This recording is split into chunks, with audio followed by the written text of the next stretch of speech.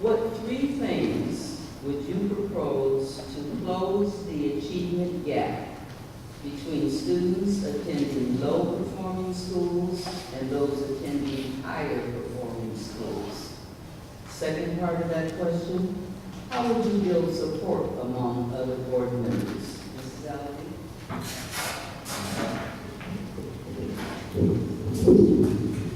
We do have some schools which are outperforming other schools in RUSD, that's true. But what I'm more concerned about right now is that every school in RUSD, on all levels, are not making the kind of progress that they need to make. In fact, they're very flat. We have been growing, but at such a snail's pace over the last 5 years that we're not making the kind of achievement at the rate we need to make it. And that's bothering me quite a bit. I'm particularly worried about our math scores, which are really down across the district. So I am more interested in moving all our schools up as high as they possibly can be.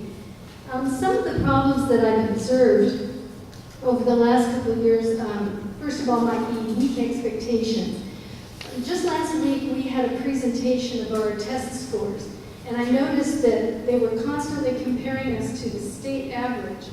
And I have to tell you that the state average for test scores is pretty abysmal, okay? So when you compare us to the state, the fact that we're a little bit higher is not real good stuff. I think that we should be comparing ourselves to the very best schools within our county and in Southern California, and looking to reach to those schools as our goal, not just the state averages. I also feel that we need to hold, of course, our principals and our teachers and administrators totally accountable. That's true. And that's going to have to happen, and it's going to have to happen at a level that we haven't done before. We're going to have to hold those people accountable for the actual progress in every school. And if that doesn't occur, we're probably going to have to make changes in our classroom. I don't believe in being super intrusive with teachers, super micromanaging in the classrooms, but I do believe in setting up a school that is very structured and then has an environment that those teachers can provide the very, very best kind of teaching available. And my third point is that the parent, oh, I'm sorry, stop. That's already 2 minutes. Can you just give me a 30-second?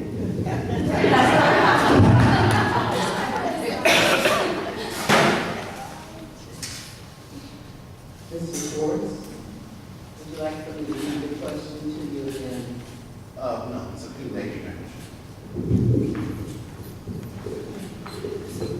Okay, one of the first things that I would look into trying to improve the gap would be to get parent involvement.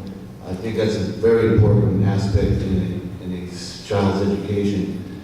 They are the first teacher that we have when we're born. So I definitely would work on getting parent involvement and hoping to improve schools with the academics and achievement.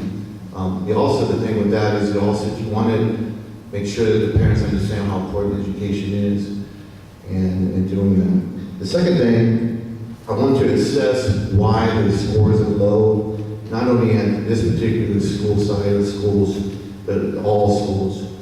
I want to make sure to see what the barriers are that is keeping our students from achieving.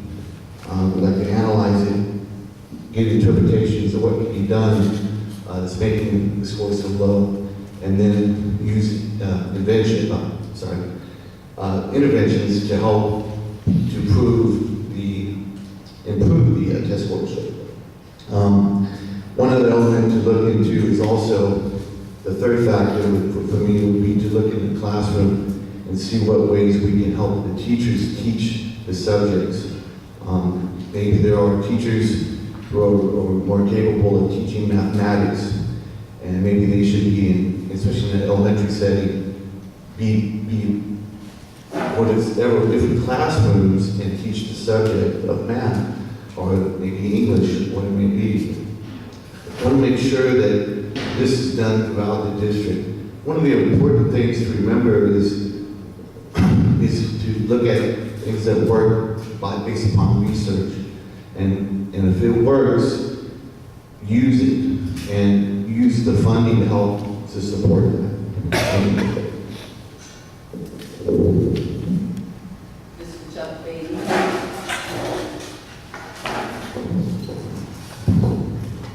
I first would have to agree with Mark and go along with the PTA, because as we know, the PTA's thrust this year, and I think our president is here, is involvement. As a matter of fact, they're having workshop after workshop to support that very idea. I'll take a little different view, I think, than my trying to pick out 3 or 4 or 10 or whatever. In my view, the board's most important task is to hire the best, most experienced, and brightest superintendent. Well, we did that in January of 2009.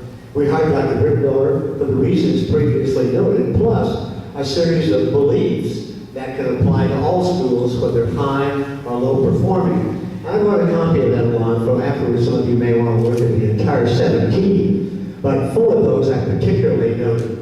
One is, all children will learn, and when they don't, we as a school are responsible. Number 2, data is critically important and should drive school decisions regarding students.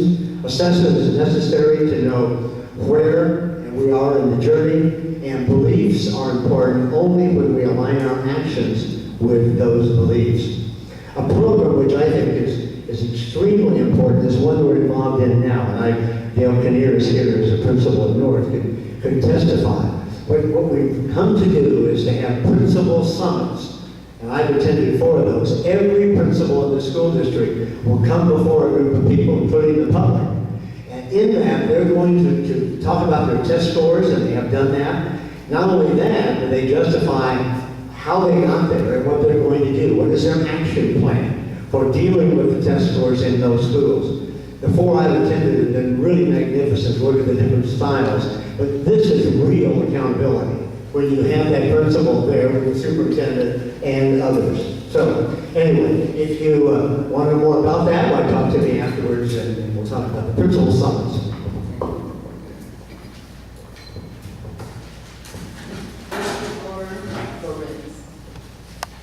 Can I ask, does anyone need me to use this microphone to hear me? You didn't? Okay, well, I'll go with it. It's very, very awkward, but that's all right. So, I have a few things, I have a few things that I would, advocate to narrow the achievement gap. Also, besides the family involvement, which I think we can all agree, learning starts at home, is, as noted before, when you have families that actually care about what's going on in their children's lives, you're going to have a kid that is more on task, a kid that cares about the direction that their education is taking and the future that they have, not just in education, but in life. I think also public-private partnerships are a good thing to get students to see outside of the system. I think all of us, even in our work lives, sometimes we get stuck in a rut where that's all we focus on. But when children especially can see all the things that are available to them in the outside world, I think it gives them an example to strive for. A good example of that is the first Hispanic astronaut in space that just came back from that mission. It's something that children can see outside of the educational system. Teachers are excellent role models, but it's something else that they can strive for. And with that, I think volunteerism, a good example is in the junior highs in this district, through the history classes. Going out and getting involved in the community is another way to get the kids out there and see what their hard work can get them, what it can do to benefit the community, and what it can do to benefit themselves. And I just thought of another thing, because we've got the principal of North, and that is North and Poly have come up on major news magazines, report the top high schools in the United States. We need to duplicate those results. It's obviously been tested and it worked. We need to go ahead and duplicate those results at the other schools.